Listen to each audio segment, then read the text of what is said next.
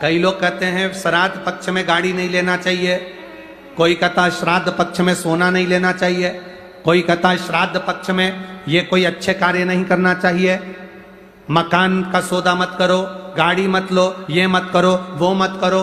शिव महापुराण की कथा कहती है पूर्वजों के इन 16 दिन में आप कुछ अच्छा भी करोगे ना तो ये पूर्वजों का आशीर्वाद ही मिलेगा, गलत नहीं है। वो तो लोगों ने पितरों को हवा बना दिया, लोगों ने पितरों को भूत बना दिया, लोगों ने कह दिया ये पितर तो भूत हो गए, प्रेत हो गए ना।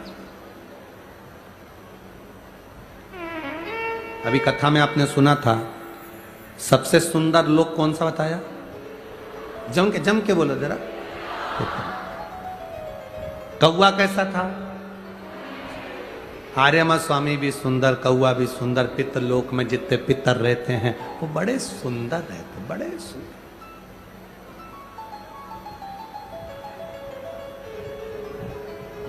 बड़े सुंदर। शिव कथा कह रही, भगवान शंकर का संवाद कर रही। पार्वती मैया अपने नानी जी के यहां गई, जैसे ही पहुंची पार्वती मैया पितृलोक में,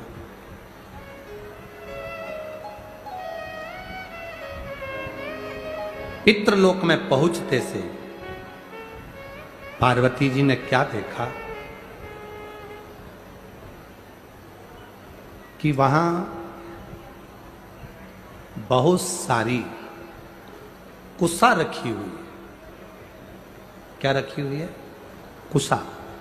कुसा देखिए आप, डाब, कुशा। जब पितरों को जल दिया जाता है तो कुशा का बड़ा मूल महत्व होता है, बड़ा कुशा का बड़ी मूलता होती है। पार्वती जी ने देखा कि यहां कुशा रखी हुई है, भ्रम पैदा हुआ मां पार्वती के हृदय में, थोड़ा सा प्रश्न आया मां पार्वती के चित्त में, थोड़ा सा प्रश्न। पार्वती जी जैसे ही अंदर पहुंची, पहुंचते सी उन्होंने जो कुशा देखी, डाब देखी, और कुशा को देखकर मां पार्वती जी ने पूछ लिया पितरों से, नाना, ओ नाना जी। अब पितरों के देवता आर्यमा स्वामी बैठे थे तो उन्होंने शब्द सुना पार्वती जी का। शब्द सुनकर माता पार्वती जी के पास में आर्यमा स्वामी आए और पूछा, माता पार्वती आप क्यों आवाज लगा रही हो, क्या हुआ है? आप आवाज क्यों लगा रही हो, हुआ क्या?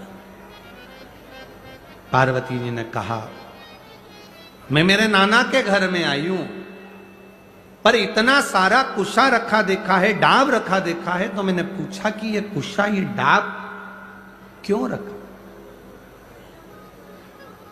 देखो, सनातन हिंदू धर्म में जो कुशा होती है, जो डाब होता है, साल भर अपने घर के अंदर कहीं ना कहीं इस कुशा को, इस डाब को संभाल कर रखना चाहिए। उसका कारण क्या बताया है? तो यहां पार्वती जी से स्वयं आर्यमा स्वामी कहते हैं, सुनो पार्वती माता, पितृलोक में ये जो ढाब है, पितृलोक में जो ये कुशा है, पितृलोक में ये कुशा जो रखी हुई तुम देख रही हो, इस कुशा का महत्व ये होता है कि जिस घर में, जिस घर के अंदर कुशा रखी होती है, उस घर पर पितरों की कृपा दृष्टि सदा बनी होती है। वहां दुख, तकलीफ, कष्ट नहीं आता। पर कुशा रखने का स्थान, 3 जगह कुशा रखने का स्थान दिया। कितनी जगह दिया? जम के बोलिए। 3 जगह पर कुशा रखने का स्थान दिया है। आप अपने ध्यान में रखिएगा।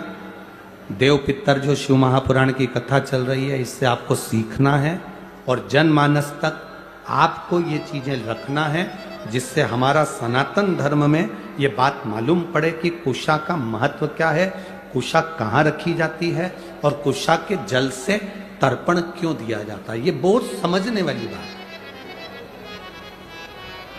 3 जगह पर कुशा का महत्व बताया गया कि कुशा को 3 जगह पर रखा जाए। पहला, अपने घर के दरवाजे में जहां से अपन प्रवेश करते हैं, उस प्रवेश के द्वार के प्रवेश द्वार से कुछ दूरी पर कोई फोटो लगा हो, कोई चित्रपट लगा हो, कोई जगह हो ऐसी जहां तुम कुशा को अंदर प्रवेश करते समय कुछ दूरी पर उस कुशा को आप राइट भाग की ओर रख दें। घर में प्रवेश करते हैं, उस द्वार से कुछ दूरी पर डाब कुशा रख सकते।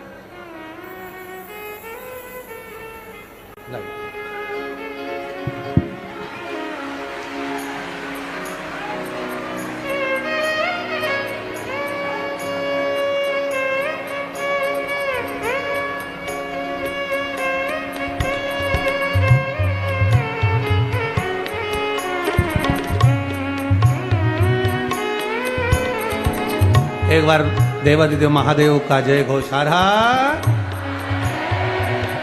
ये 2 बालक बाबा की कृपा से कई वर्षों के बाद हुए। एक बार जोरदार ताली बजाएं।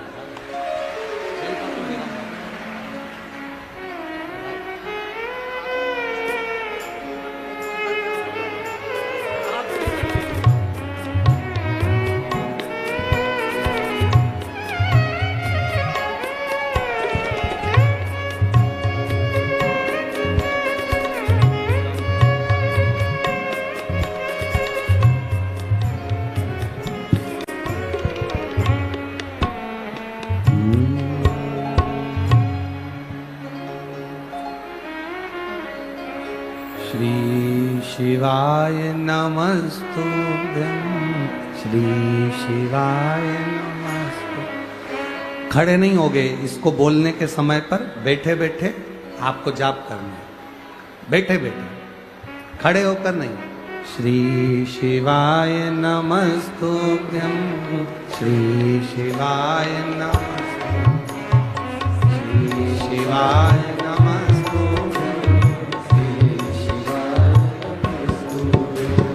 श्री शिवाय नमस्तुभ्यं, श्री शिवाय नमस्तु,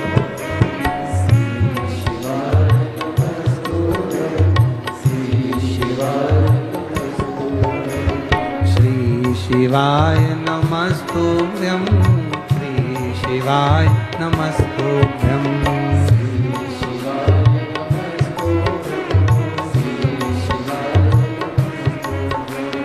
श्री शिवाय नमस्तुभ्यं, श्री शिवाय नमस्तुभ्यं,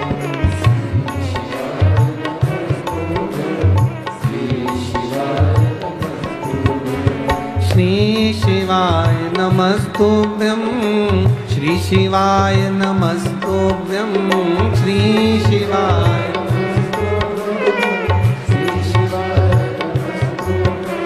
श्री शिवाय नमस्तुभ्यं, श्री शिवाय नमस्तुभ्यं, श्री शिवाय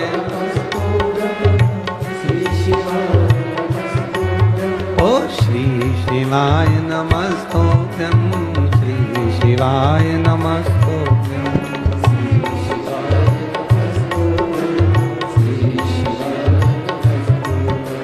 श्री शिवाय नमस्तुभ्यं, श्री शिवाय नमस्तुभ्यं,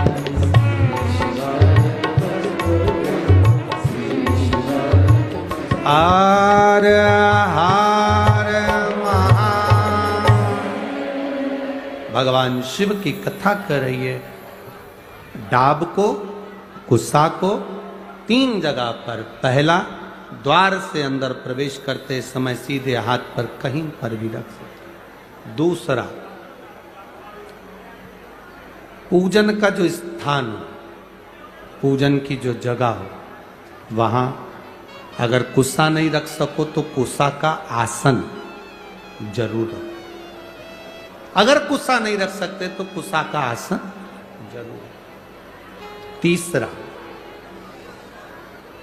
रसोई घर के अंदर जहां पर परिंदा हो, मटका हो, हंडा हो, उसके आसपास में कहीं थोड़ी भी जगह हो, एक छोटी सी भी कुसा अगर अपन ने रख रखी है तो घर में कभी भी बड़ी बीमारी प्रवेश नहीं कर सकती।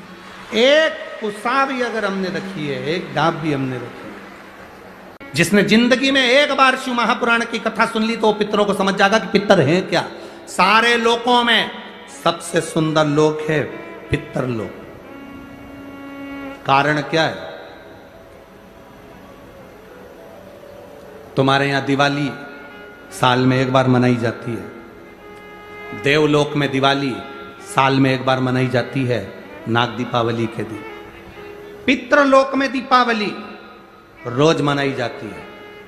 कारण, पितृलोक में दिवाली रोज क्यों मनाई जाती है, उसका कारण क्या होता है?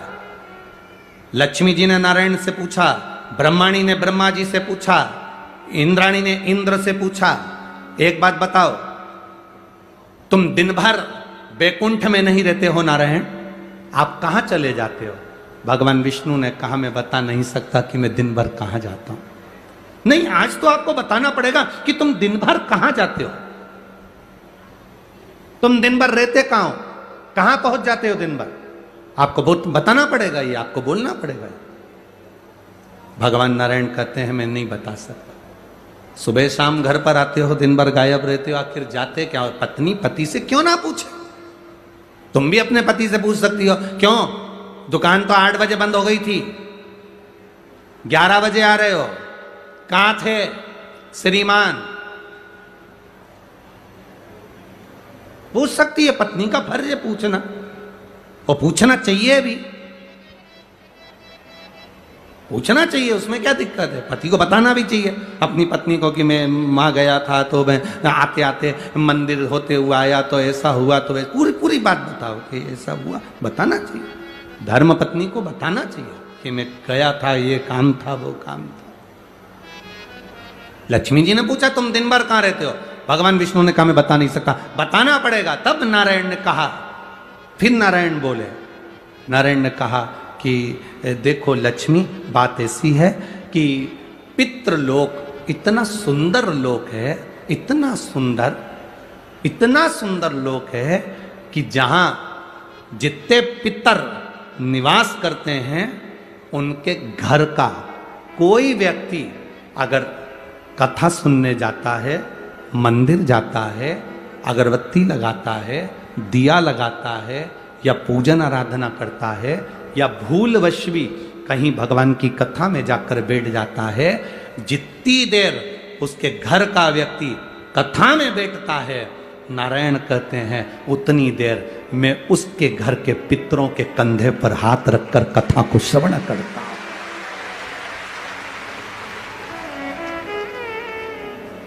पितृलोक इतना सुंदर है, और पितृलोक के जो स्वामी हैं, आर्यमा स्वामी, वो पितृलोक के जो स्वामी हैं वो भी बड़े सुंदर हैं, और पितृलोक के जो स्वामी हैं बड़े सुंदर, और पितृलोक के स्वामी जिस पर बैठते हैं, काय पर बैठते हैं? कौवे पर, वो भी बड़ा सुंदर, अति सुंदर। अरे गुरुजी कहां की बात कह रहे हो, सबसे सुंदर पक्षी तो मोर है, राष्ट्रीय पक्षी में भी उसको कहा सबसे सुंदर पक्षी तो मोर है, और आप कह रहे हो कि दुनिया का सबसे सुंदर पक्षी कौवा है। अरे भाई, जिसने कथा नहीं सुनी उसको लगता है कि दुनिया का सबसे सुंदर पक्षी मोर है, पर अगर शास्त्र को उठाकर देखोगे तो दुनिया का सबसे सुंदर पक्षी कौवा था। पहले नंबर पर सफेद सुंदर, अति सुंदर, कौवे के आगे कोई पक्षी नहीं था।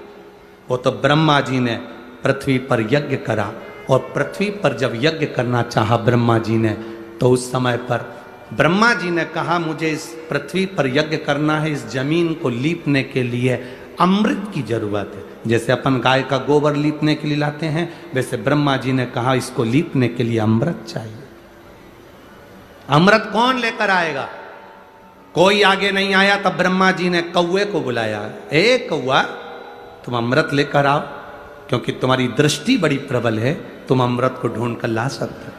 कौवा, अमृत तो लाना, पर झूठा मत करना, अमृत को लेकर आना, मुझे बताना कहाँ रखा है तो मैं लेने चले जाऊंगा।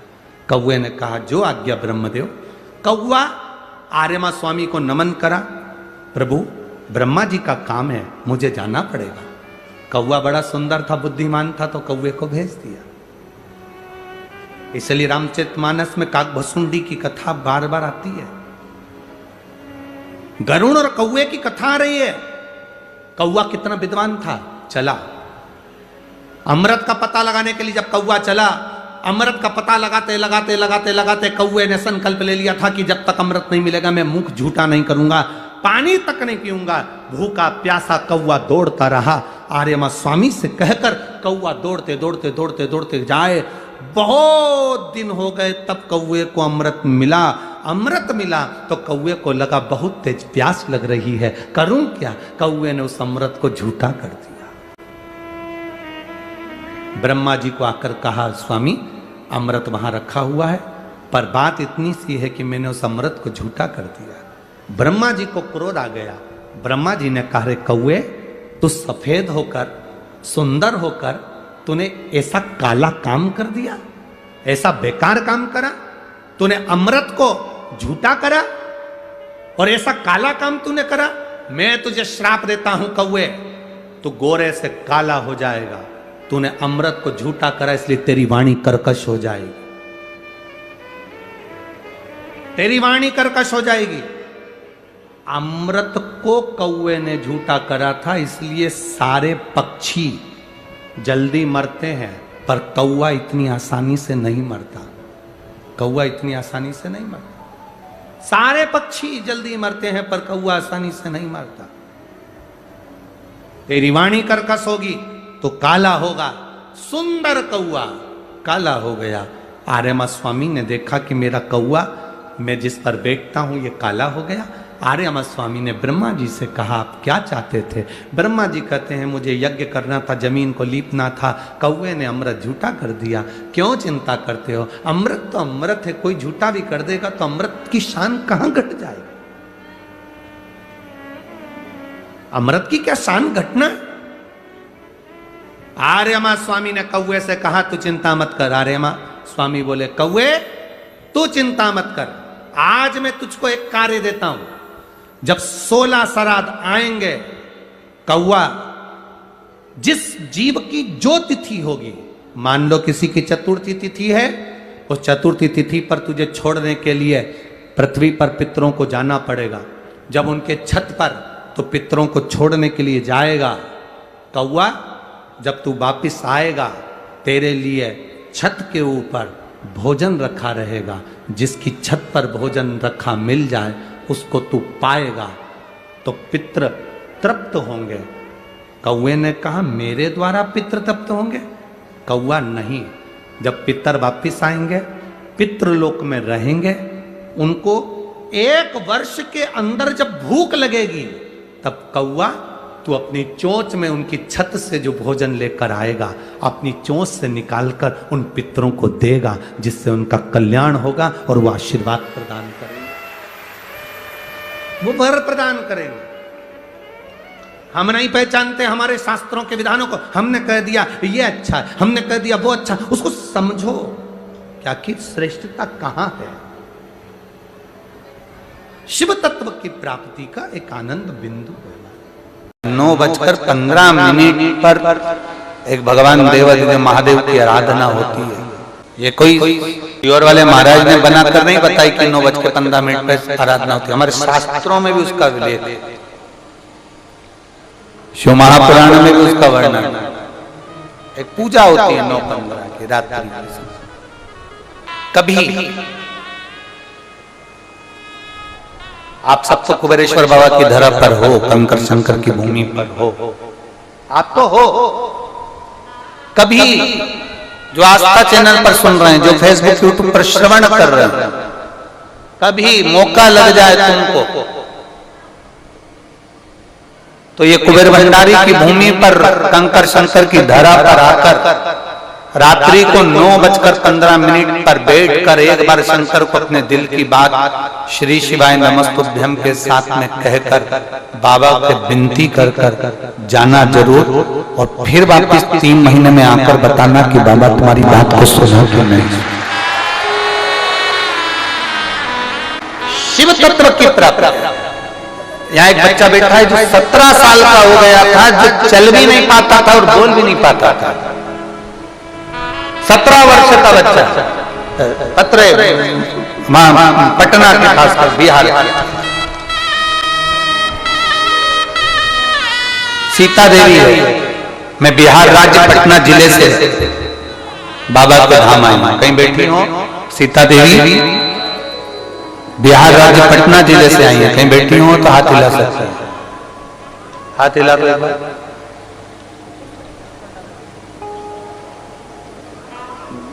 कैमरे में कैच है? हाँ ठीक है। बच्चा आया है के साथ? नहीं आया? नहीं है, ठीक है। मैं बिहार राज्य पटना जिले से आई हूं। मैं बाबा का क्या गुणगान करूं गुरुदेव। मैं बाबा को माथा टेकने के लिए आई हूं। 2022 में 2023 में मैं बाबा से विनती कर गई थी रुद्राक्ष उत्सव में।